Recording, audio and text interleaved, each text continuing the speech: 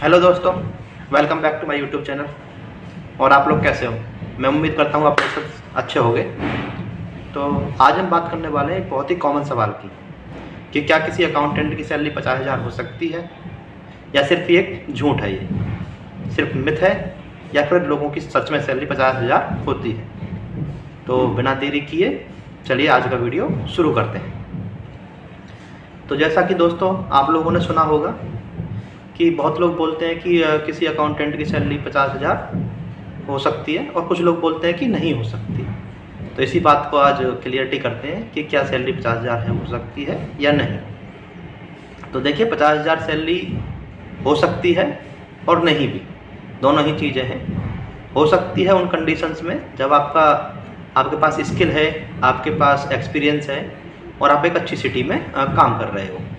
तो आपकी सैलरी 50,000 भी हो सकती है, 1,00,000 भी हो सकती है और हो सकता है उससे ज़्यादा भी हो। और नहीं होने का कारण भी है कुछ, कि क्या होता है कि आप एक छोटी सिटी में हैं, आपके पास में उतना एक्सपीरियंस नहीं है, आपके पास में उतनी नॉलेज नहीं है, आपके पास में उतनी स्किल नहीं है, तो आप 50,000 सैलरी आपकी नहीं हो पाएगी। जब तक आपके पास में प्रॉपर पोटेंशियल नहीं होगा उस चीज़ का, जब तक आपके पास में प्रॉपर नॉलेज नहीं होगी।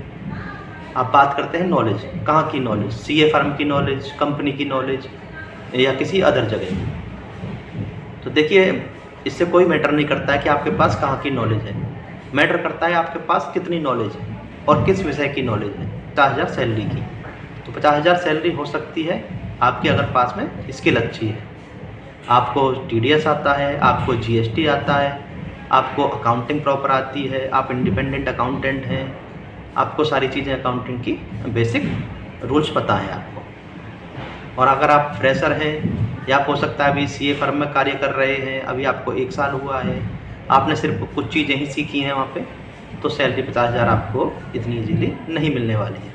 उसके लिए आपको समय देना पड़ेगा, उसके लिए आपको पोटेंशियल लगेगा, उसके लिए आपको टाइमिंग भी देनी पड़ेगी। और बात करते हैं कि 50,000 सैलरी की, तो 50,000 सैलरी होना मेट्रो सिटी में बहुत आम बात है। कि मतलब मेट्रो सिटी में आप काम करते हो और आपके पास में अगर एक्सपीरियंस है और स्किल है, तो 50,000 सैलरी आप इजीली दिल्ली, बेंगलुरु, मुंबई जैसे हाईटेक शहरों में बड़े आसानी से 50,000 सैलरी अर्न कर सकते हो।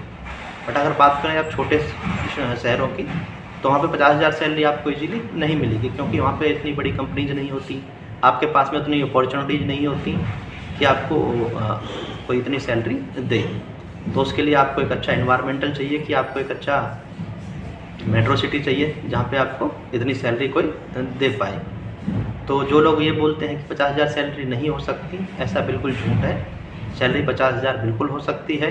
अगर आपके पास में एक्सपीरियंस है, स्किल है, तो आप 50,000 बड़े ईजीली कमा सकते हो। उसमें ऐसा कोई दो राय नहीं है कि आप 50,000 नहीं कमा सकते हो। कुछ मेरे फ्रेंड हैं जो 50,000 नहीं, उनकी सैलरी 1,00,000 भी है, उससे ऊपर भी है, अकाउंटिंग फील्ड में ही। हाँ, हालांकि उनको मुझसे ज़्यादा एक्सपीरियंस है, मुझसे ज़्यादा नॉलेज है, तो वो अर्न कर रहे हैं। तो वही चीज़ है कि आपको समय देना पड़ता है, आपको चीज़ें सीखनी पड़ती हैं, आपको समय के साथ में स्किल अपनी बेहतर करनी होती है, आपके पास में प्रॉपर नॉलेज होनी चाहिए सॉफ्टवेयर्स की। आप जिस भी सॉफ्टवेयर पे काम कर रहे हो, टैली पे काम कर रहे हो, चाहे जूहू पे काम कर रहे हो, विजी पे काम कर रहे हो या सैप पे काम कर रहे हो, तो आपके पास में उन सब चीज़ों की नॉलेज होनी चाहिए कि कौन से सॉफ्टवेयर पे आपको कितना इजीली वर्क कर सकते हैं।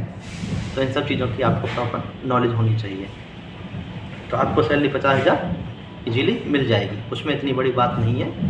तो ठीक है दोस्तों, आज की वीडियो ही ख़त्म।